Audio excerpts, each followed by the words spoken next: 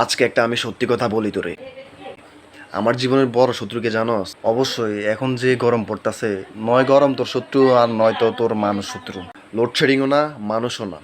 আমার জীবনের বড় শত্রু হচ্ছে আমার মোবাইলের চার্জার। কি কস? এটা আবার কেমনে? এটা কেমনে সম্ভব? চার্জার আবার মানুষের শত্রু হয় কেমনে?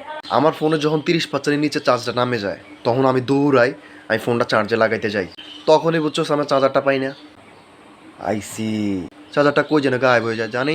দরকারের টাইমে আমার চার্জারটা গায়েব হয়ে যায়। এটা কি খালি আমার সাথে হইতেছে নাকি আরো সবার সাথে হইতেছে আমি বুঝতেছি না। আরে না না না, এটা তো, সেটা খালি তোর সাথে হয় না, এটা সবার সাথে হয়, এটা আমার লগেও মাঝে মধ্যে হয়। তখন আমি বাড়ির সবাই জিজ্ঞেস করি আমার চার্জারটা কোথায়। আয় কি তা জানি, আয় কি তোর চার্জার দিচ্ছি না, তোর চার্জার তুই কোনো রাহস, তুই বারবার আর জিজ্ঞেস করলে।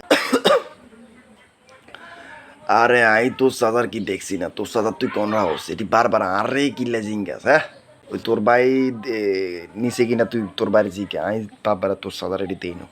তারা কেউ জানে না, আমি কি জানি। আমি কি তোর চার্জারটা ধরছি?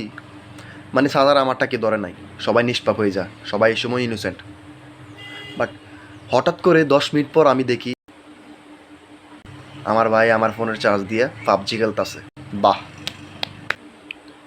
ভাই, আমার ফোনটা বন্ধ হয়ে যাব, অলরেডি 20% নিচে চলে আইছে, এবার একটু চার্জারটা দাও, আমারটা চার্জ দেই। তোর ফোন বন্ধ, তোর ফোন বন্ধ হইলে আমার কিতা?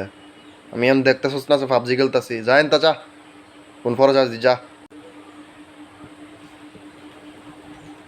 মানে আমার এই ফ্যামিলিতে কোনো ভ্যালু নাই, কোনো দাম নাই।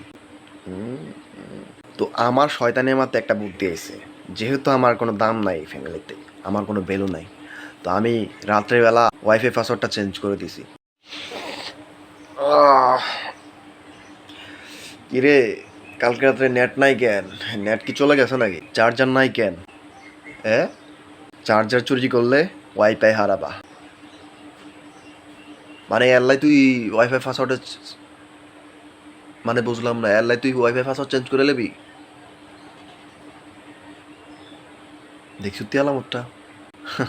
এই শিক্ষাটা যেন মনে থাকে সারা জীবন।